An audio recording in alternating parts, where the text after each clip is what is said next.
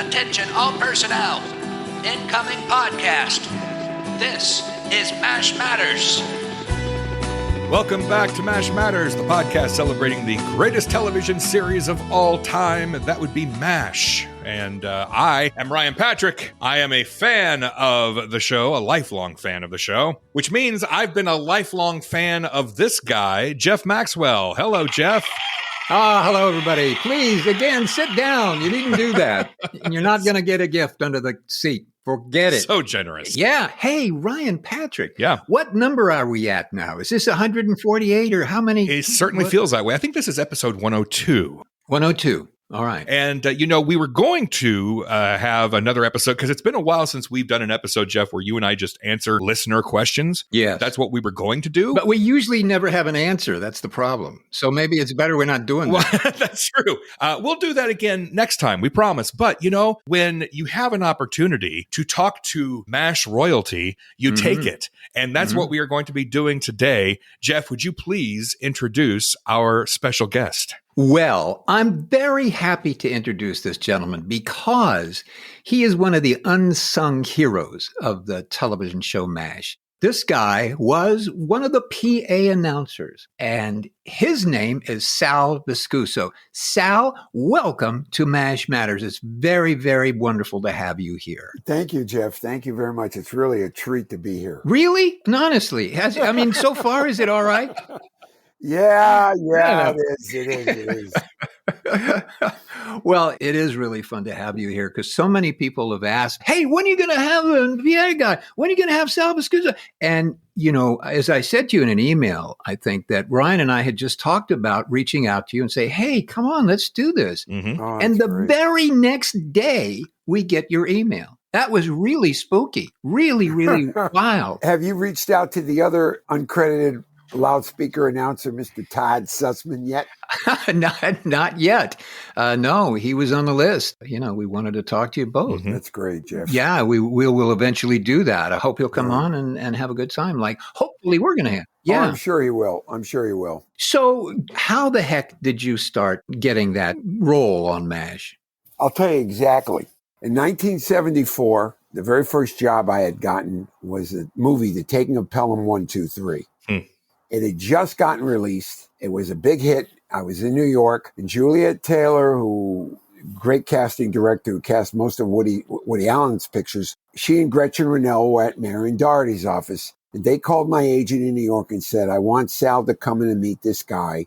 He's producing this pilot for the actress Karen Valentine. And Sal's not right for either part, but we want Sal to meet him, and we want him to meet Sal. I think it would be a good fit.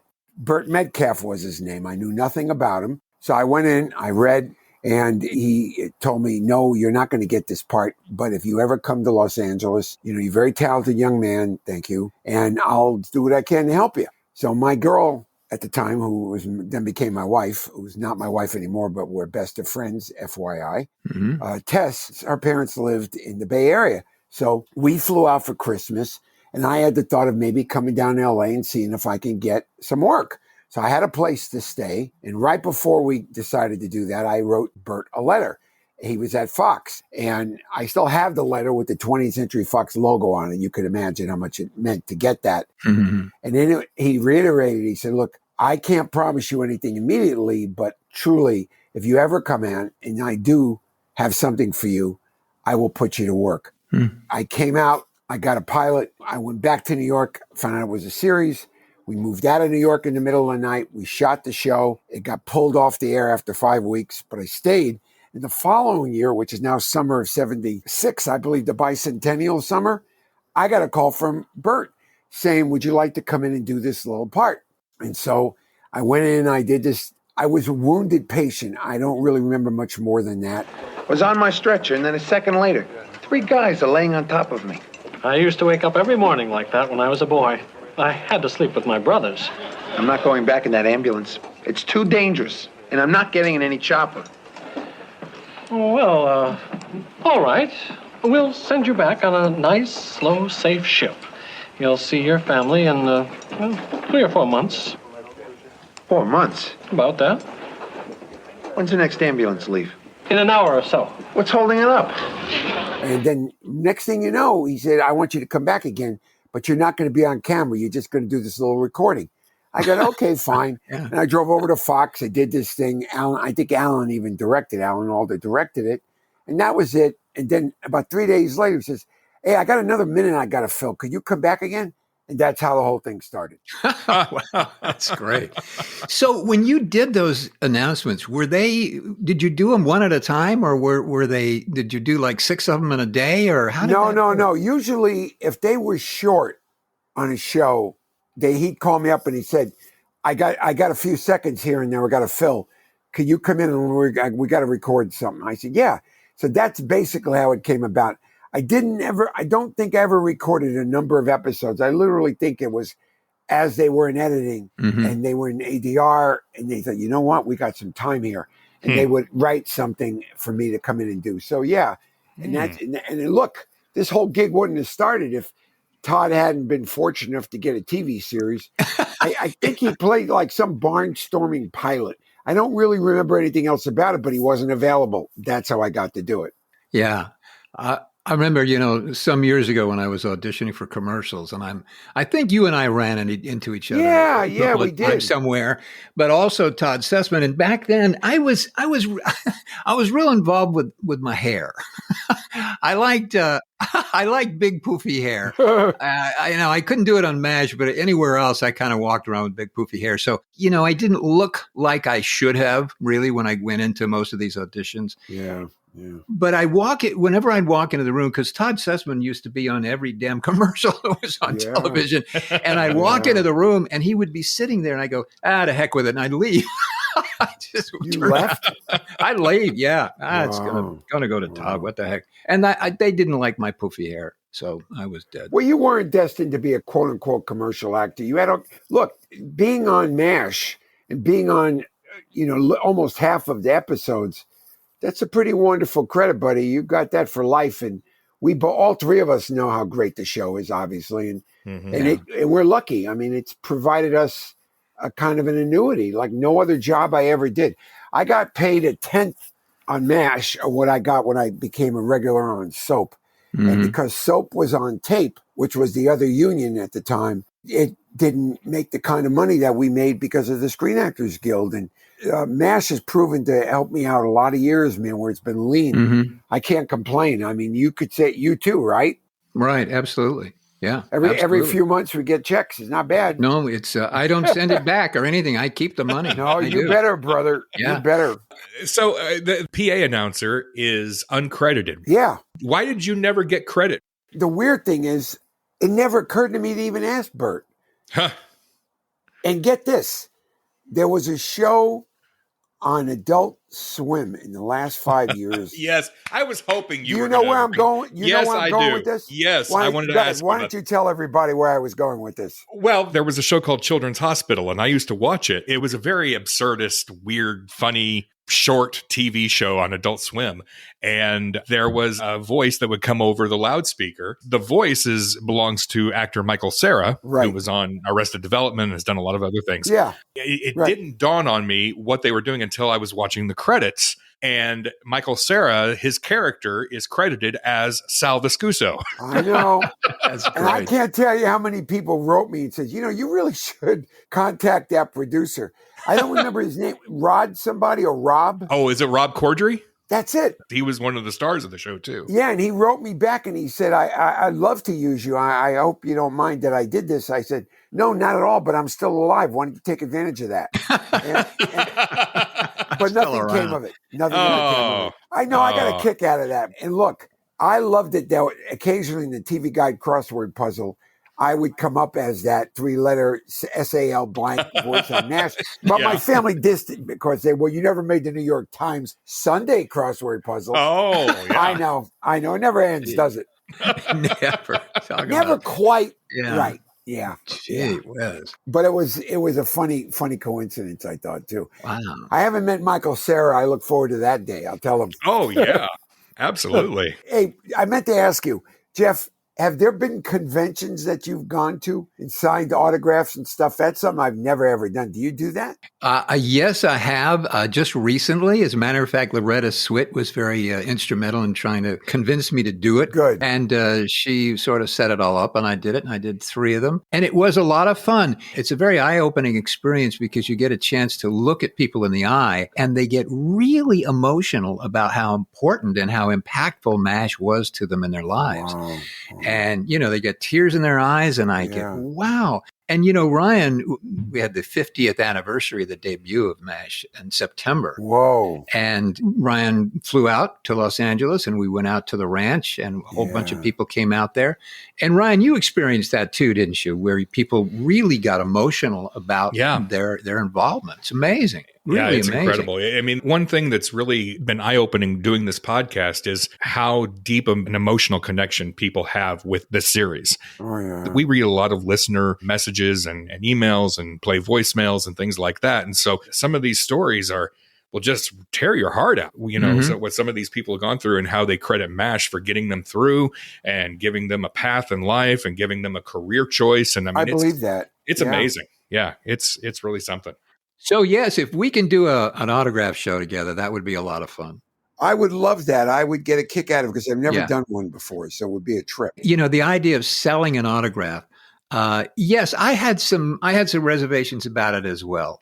And there's a part of you that goes, well, gee, I feel so weird, gosh, you give me money. But when I saw the fact that people don't necessarily have an opportunity to meet somebody from their favorite show and take something away, I kind of get it. And it's a win-win situation for both parties, really. It really is. Well, it's something I had to accept the fact that I'm a commodity, which I've never seen myself as such. Yeah. And when I saw, what's her name, Princess Leia and Mark Hamill and all those folks at a convention where they were signing autographs, I thought, wow. Yeah. Wow. Who am I to minimize and belittle? Mm-hmm. Yeah. It taught me. It taught me to value not only what I've done, what you've done, what Mike Farrell and I are buddies. And Mike, I mean, gosh, and you want to hear something crazy? A week ago, I stood on a line on Virgil Avenue to half an hour to get a bagel because a buddy said, you got to go to this bagel place. It's called Courage Bagel. And I swear to God, Elliot Gould was sitting outside waiting for his bagel order. And I'm the only one that recognized him, speaking of MASH.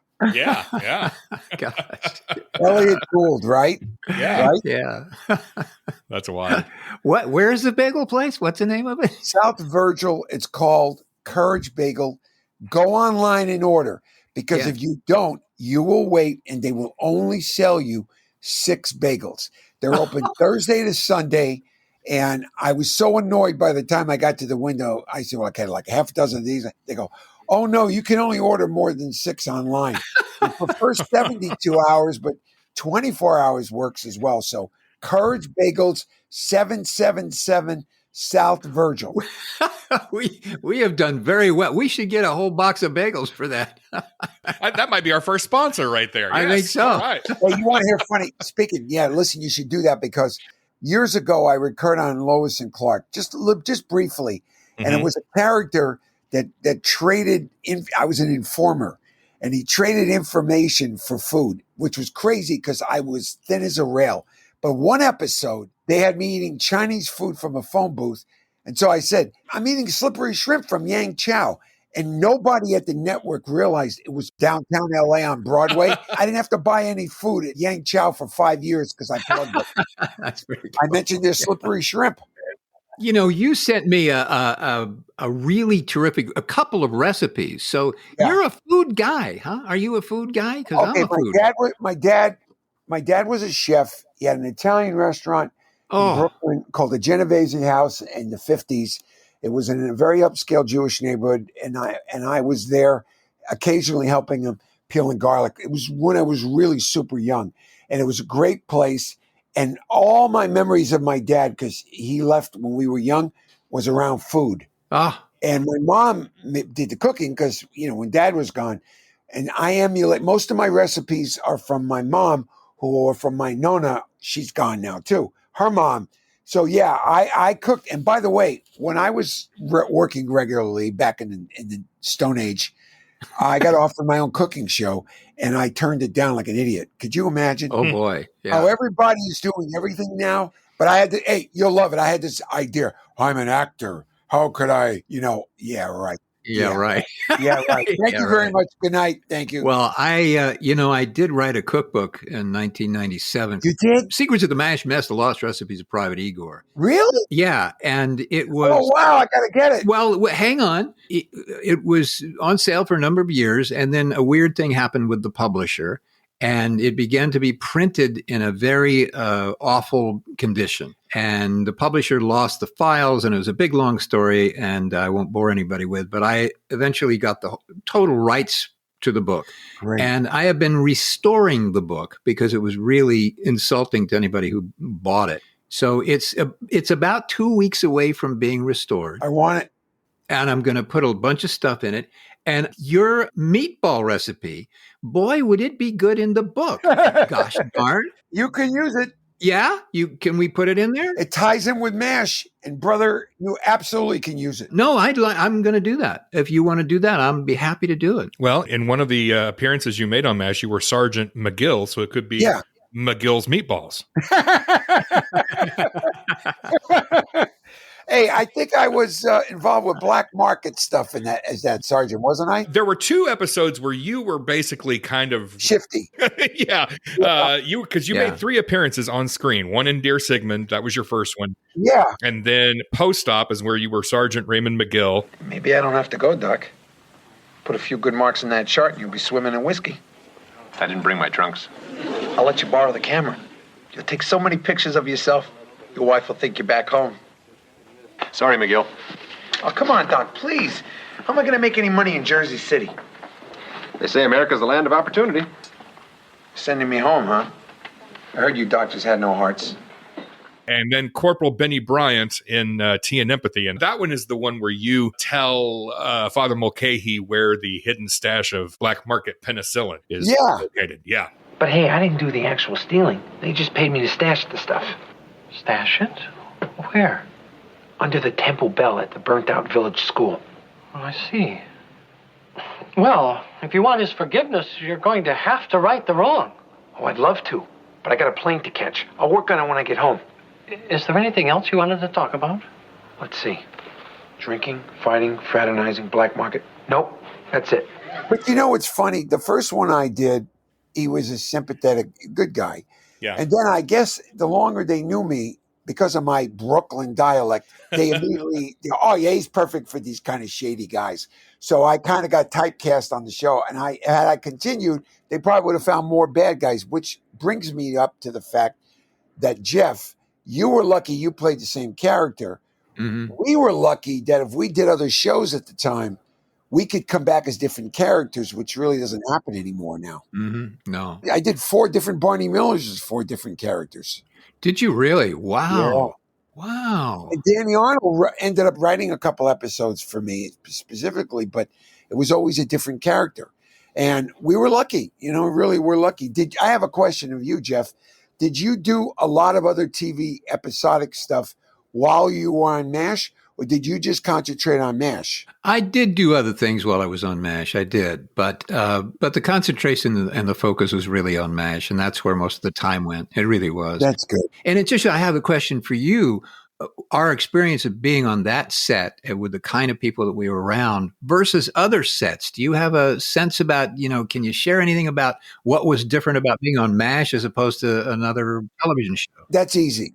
First of all, MASH and Barney Miller were my absolute 2 favorite experiences as an actor because both were run ostensibly by one person. It was one person's vision. Both shows scrutinized the writing, invested so much that all we had to do basically is show up, be present, be enthusiastic, obviously be prepared. And that's all. I felt like I was royalty working on the MASH set, both on location out where we were in the ranch, but even in the Fox lot, which was so intimate and so private. Mm-hmm. And everybody treated me so respectfully. Whereas I was on other shows, and I'm sure you experienced them as well without mentioning any names, where it was clear from the top down, there was not the same respect for the writing and for the actors and the crew. And I felt like everybody was behind us when we were on the MASH set. I remember once I had to do a recording, and Alan came in. He was directing the episode, and Alan was in full gear. Mike was there, and I was. Alan got everybody basically moving because the episode was one in triage, and it was really intense. And I'll never, ever forget that. And I wasn't dressed anything like the way they were, but he made me bring like it was life and death. I never had an experience like that in any other set. Never. Wow. I've never had a job like it since, except when I've been in the theater. I did Clybourne Park 10 years ago up in the Portland Center stage. And when you said how people said to you at those conventions where you signed autographs, and Ryan, you echoed it too, you're a living example of it. MASH, the work matters. Yeah. It changed some people's lives. It gave them a path. I know that sounds so damn pretentious, but God bless it. It's true. You talk about these autograph shows, and I know you said you haven't done them yet. But, no, I've never done them. But you get fan mail, and you get people who are wanting your autograph and things like that. Yeah. What do people know you the most from? Is it MASH? Is it soap? Oh, there are a bunch of people that grew up know me from Spaceballs because I'm the first guy you see that gets zapped in the balls. Yes. Yes, Now, you are. There's a good story about this. Do you know how I got the job? You'll love this. Speaking of food, okay.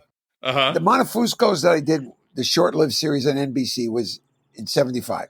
The following year, I get a call from the mother of one of the kids who played one of my nephews on the Montefuscos.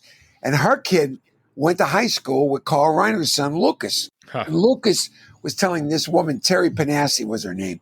He said, Ma, Lucas Reiner was saying that Carl and his wife are going to go to China with Norman Lear, and they need a dog sitter at their house.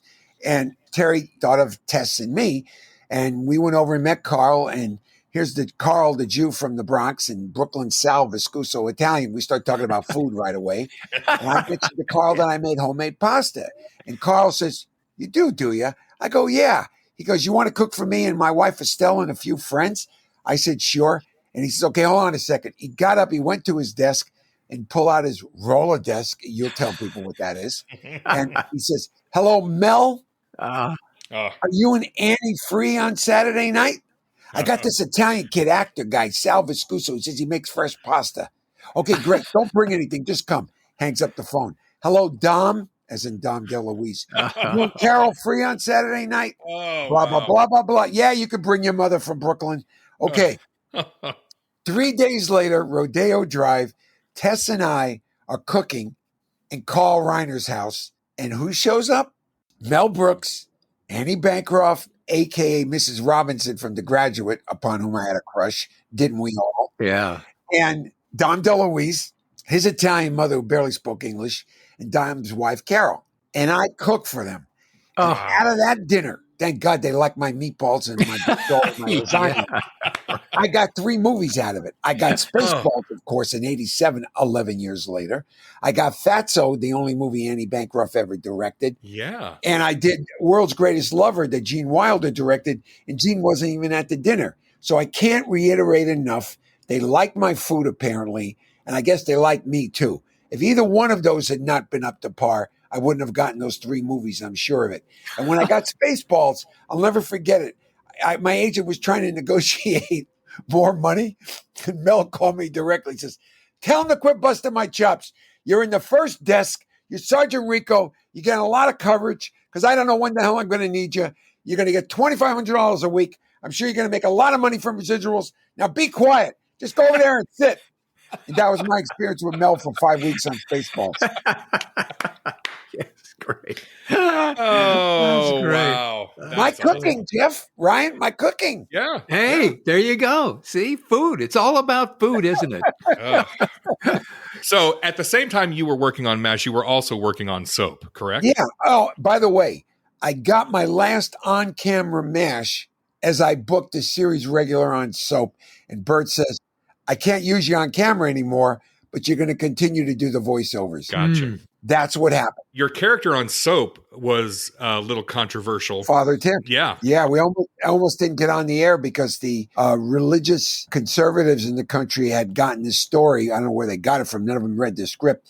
That it was a priest in the Catholic Church trying to seduce one of the parishioners. And that could not have been farther from the truth. And anybody who watched the show, I didn't ever behave inappropriately. And of course, I'm Catholic Italian, and Tony Thomas, one of the producers, was Catholic, and they literally would confer with me on what to do sometimes. In fact, one of my early episodes in which I was praying at the altar, I had my confessional, my missal from when it was my actual confirmation at St. Mary's Star of the Sea in Brooklyn, and all it was in Latin. And Corinne comes into the church and she's trying to get to me, and I don't say anything except in Latin. And Tony called me into the office and he said that the network was a little worried about, get this, some of my looks to her in response to what she was saying to me. And I wasn't even touching her. That's how uptight they were. Wow. Yeah, it was, yeah. So I got a lot of crazy mail in those days because people would say things like, how could a Jewish guy be playing a Catholic priest? Because of the way I spoke and because my last name was Father Flotsky, which was the Lenny Bruce character, and that was a very Jewish sounding name. I got some really crazy mail. And I remember after I did my first episode, Fred Silverman, who ran the network at the time, we were together and he said to me, I got to tell you, Sal, we might not be able to get you on the air, but I just want to let you know it was a pleasure hiring you. And I held my breath because there was no guarantee the shows were ever going to air with me on them. Getting back, MASH, you did the PA announcer through 1979. Yeah, 79 or 80. And then Todd came back, and I think he finished the rest of them. He came back. That was why you were no longer on the show. I'm pretty sure. Yeah, there wasn't an overlap because when I stopped, I guess he became available again. But I'll tell you, when I was on Soap and I was the uncredited loudspeaker voice on MASH, I became known as the loudspeaker guy, which I was during that run. But in all fairness to Todd, I mean, he did a hell of a lot more than I did, and he was the main guy before I even came aboard. And he's got a pretty unmistakable voice, and he had a pretty funny, talented guy. And as I told you, Jeff, we often went up for the same commercials. Yeah. Many times it'd come down to the two of us at the callbacks. We'd flip out. Sometimes I'd book him, sometimes he'd book him. So I was always in good company when I saw him. Sure. He did some of the episodes as well, right? He did one. Yeah, he did one. He did one. Wow. Yes. Yeah, I was bummed that I couldn't do it anymore on camera because it truly was a very, very special set. Soap wasn't even like it, except initially. When we were in the trenches, when we first did Soap, it was very intimate. The producers asked for my opinion.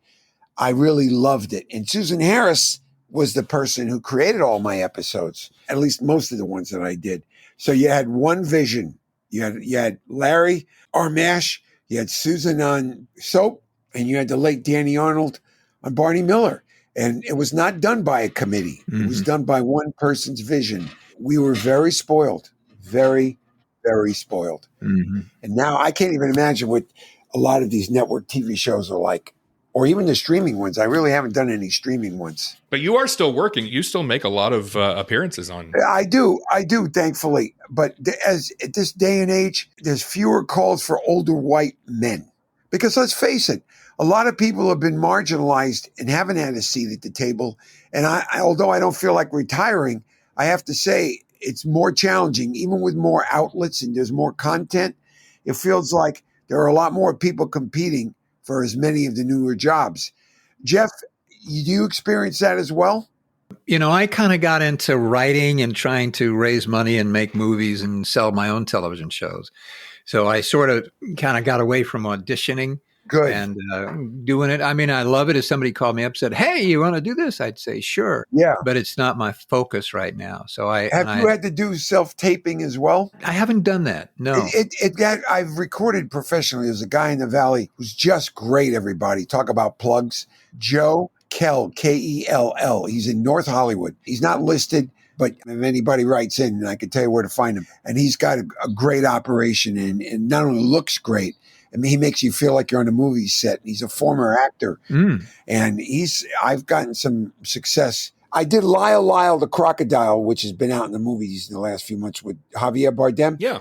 And I did that by putting myself on tape, and I got to play my first judge, and I went to Atlanta, and that was a great experience. Speaking of recording things, people have asked me, well, how do they do the announcer thing? How did that happen? How did that happen? You mean what the process was? Yeah. Well, how did you do that? At Fox, there was ADR, additional dialogue recording studios, not too far from where Burt Metcalf, our associate producer, lived, in that old classic building on the Fox lot. And that's basically it. And they sometimes it would be the picture because they wanted me to know contextually what was going on. But oftentimes it was without picture. And I stood in front of a microphone and I had the copy in front of me, and Burt would usually be there. Burt Metcalf would be there. And we just run it a number of times. Again, contextually, what was going on in the episode. Like I remember one, it was really silly. Attention, all personnel. The winner of the Abbott and Costello look-alike contest is, Yes. it was prisoner of war, blah, blah, blah.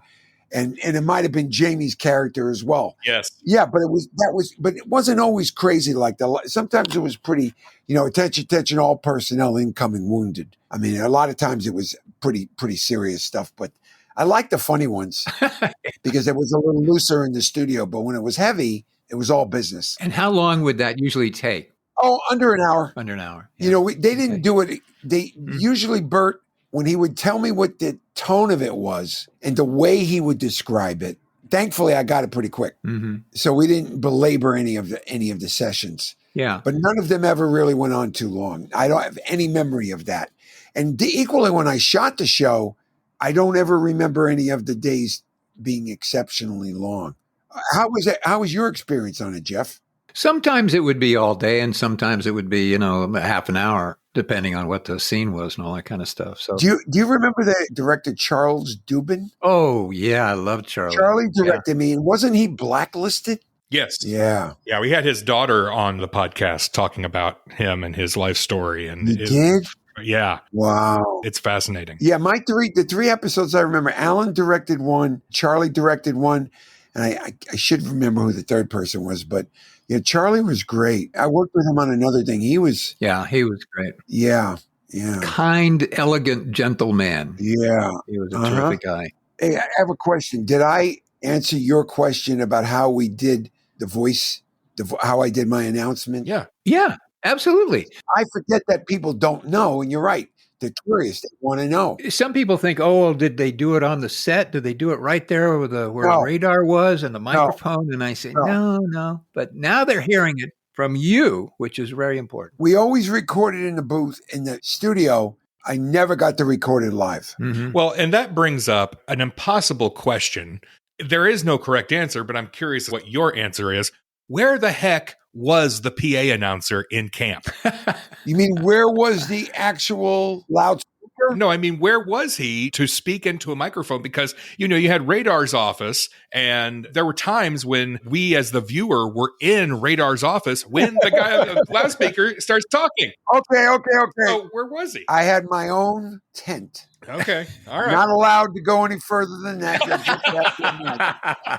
Well, this is a scoop. This is a scoop right here. I had my own tent. Don't press me any further than that. Okay. All right. We'll drop it. I can't believe you put me on the spot like that. Yeah, well, it's a tough deal. You guys are sneaky, We asked the hard-hitting questions, Sal. Yeah. Hey, I got a question. Hey, Jeff, if you publish my meatball recipe in your cookbook, yes, sir. does that mean I've got to go to you to get the rights when I want to publish it in my cookbook? We can negotiate that. We'll work that out. Okay. I was on your website, and one thing that surprised me, officialsalviscuso.com is the website. I did not know that you were a painter. I am. Yeah, terrific painter. I am. I was lucky.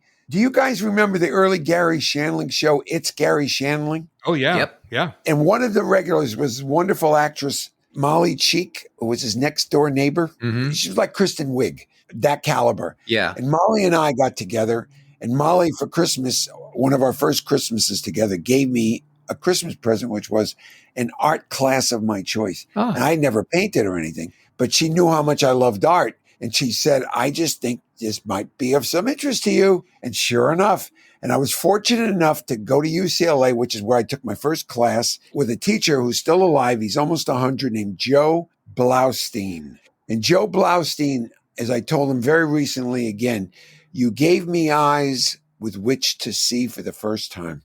And I just started to draw. And he says, just draw what you see. And sometimes he would have us close our eyes and just move our hands. And he said, and don't ever treat anything like it's precious, because it's all fleeting. And I would a lot of times just do something quick. I didn't like it, throw it away, so start again. And he kept me in the present all the time. And it was mostly a figure drawing class. And that's how I got my start. And we out of that, we had an art collective that came out of it. And he invited us, and that's where I met my wife in 1995, Beverly. And she was extraordinary, and she still is.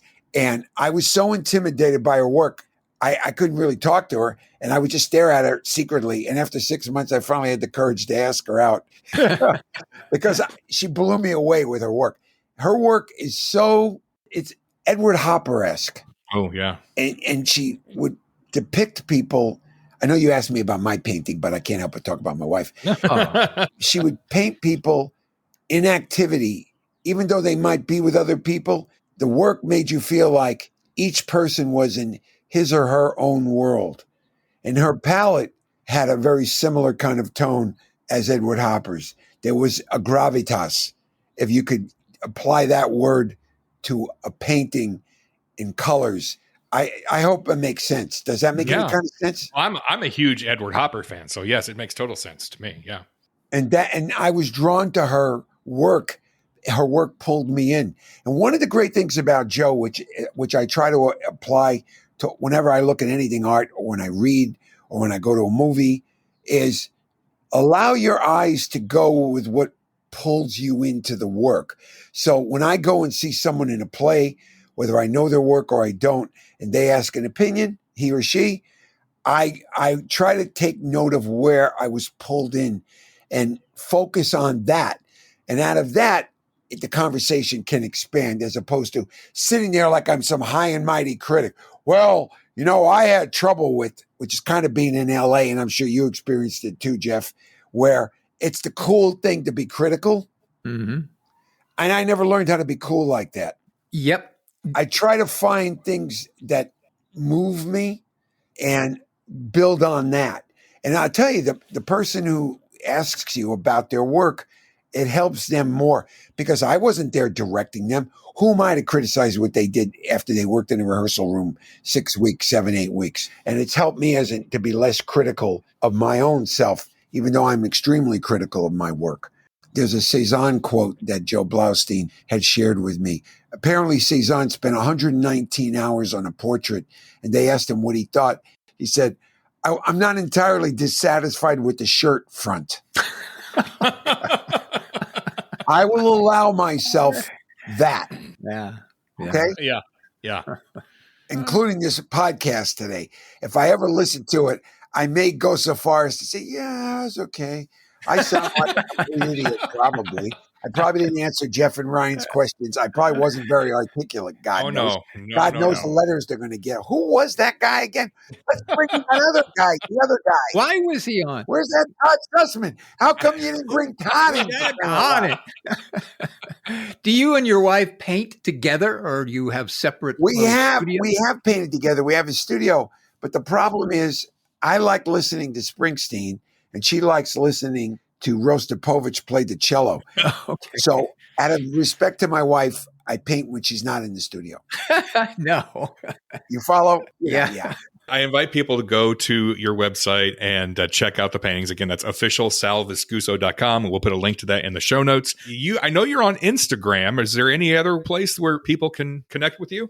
Well, I was on Twitter briefly. I had a recurring Rowan scandal, and the deal was they wanted everybody to be on Twitter. But I found it to be so toxic at a certain point, some of the comments that people made. So I disappeared from Twitter. I found the same problem on Facebook. So no, I'm just mostly, my website and on Instagram. And I like Instagram because a lot of the stuff in there is fun and it's not particularly political, which I prefer, even though I'm guilty of putting some things up there like I probably shouldn't have. But yeah, just basically like that. Or you can write me and I'll send stuff if anybody wants email. And I wanted to tell you, Jeff, I personally want to thank you for something, because I went on your site and it said, if you want autographs, please send here. And I never thought to everything do like that, to just actually put that there. Like, so I appreciate that. It was just another form of validating what we do, buddy. It is, and it's fun to get them, and it's kind of fun. The only downside sometimes is that people will send you like 9 pictures. Oh, I get that. Get one from my Aunt Gussie and my Uncle I get that. Hank. So I have to kind of limit it to 1 or 2 maybe. Well, I've gotten that too, but the last one I got, I didn't even respond.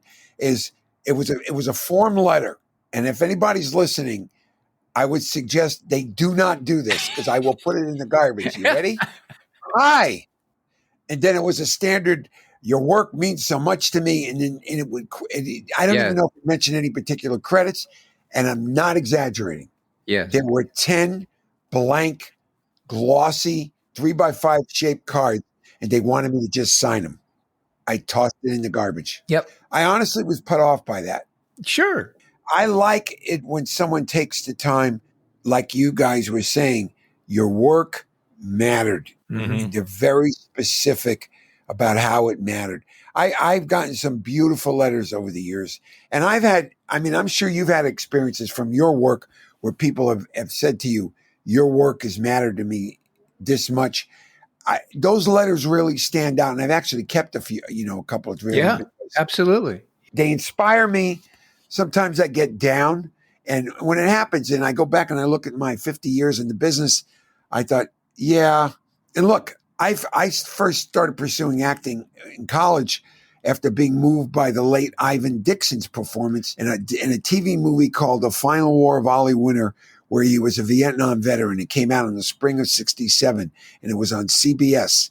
And it made me go to the drama department the next day and audition, because I was so moved by his performance. I turned to my friend Ginger Drake, with whom I went to UC Davis undergraduate. And I said to Ginger, I just got to do this. And she said, well, they have auditions in the drama department tomorrow. Come with me. And I literally felt like I found my family when I walked in the drama department. And I got cast in the plays right away. I never looked back. God, this just makes me happy talking to you. Gosh. It's so great. Listen, we've kept you a long time here. Do you have something that you'd like to say to the MASH folks, or one last thing about somebody you worked with, or something, some little personal thing you might share about the MASH experience? Okay, well, the first thing that pops into my head, what I liked when I worked on MASH, since that's our focal point, is that everybody with whom I worked felt like they were not acting, and they were just basically versions of themselves. They were authentic. I mean, like Loretta had an edge. Billy Christopher was just sweetheart, like Gary. Yeah. Mike, straight ahead guy, very moral, really didn't hold back on his opinions about anything. What I took away from that was the authenticity, and that when I have dabbled in writing, which I'm going back to, is that it's important to write people that are real people, so that any words that came out of their mouths, you wouldn't go, that sounds unfamiliar. Because I felt like when I would watch MASH, I felt like I knew all those people, even if their life experiences were something beyond anything that I knew. And that's something that I've tried to carry with me, is I've always looked for authenticity. I mean, a lot of times I'm watching other people's work, and as I said earlier, when I get pulled into something that's moving me about by their performance, I focus on that. And it takes me out of wherever I have been. It transports me. It's like looking at some of my wife's paintings. It transports me to another world, and it makes me forget about whatever I was troubled about or obsessed about or worrying about. So, yeah, I guess it's basically that, is constantly trying to stay authentic and in present tense, and just focus on that. I know this sounds so bloody pretentious. I know, but that's all that matters to me is just the authenticity, so that it never feels like it's not real. Yeah. Does that make sense? Absolutely. And you've certainly made sense here today. Thank you. Absolutely, positively. Thank you, guys. We are so happy that you reached out to us, and it's a thrill. It really is a thrill to have you on the show, and I know it's going to be a thrill for listeners to listen to all the wonderful things you have to say. Well, good luck in editing down this. I'm sure there's a lot of crap in there, so you got to edit me out a lot. No, this has been a treat. Thank you so much, Sal, for spending some time with us. You guys rock.